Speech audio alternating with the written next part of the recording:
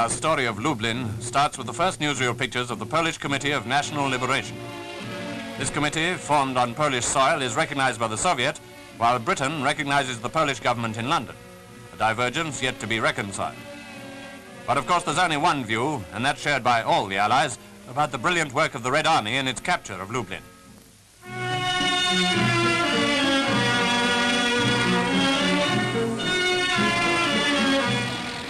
These Russian newsreel pictures, taken last August, show Red Army forces smashing their way into the city. A city which has existed for 1,000 years, though in the course of time it has been captured and sacked and recaptured many times.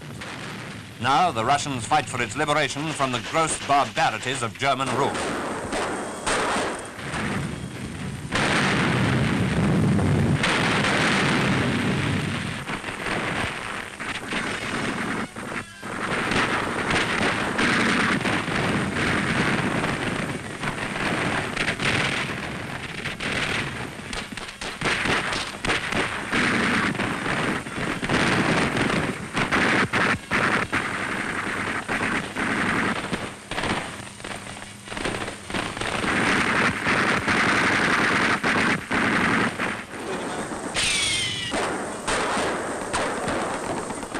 The Huns, driven from one part of the city after another, have been fighting back stubbornly, but the majority are wiped out, and few prisoners appear to have been taken, although there were big hauls of German equipment.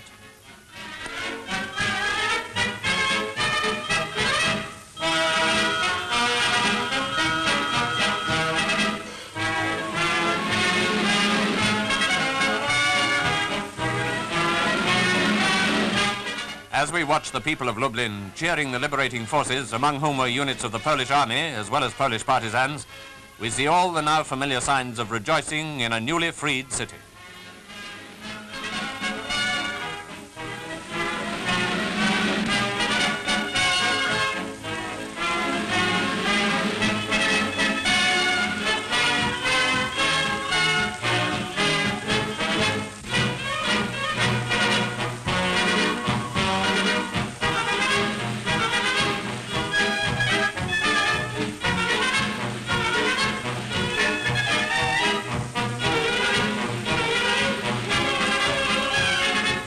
In the case of Lublin, the people had even more to gain from the rout of the Hun than the simple restoration of liberty, for Lublin had literally been undergoing a reign of terror throughout the occupation.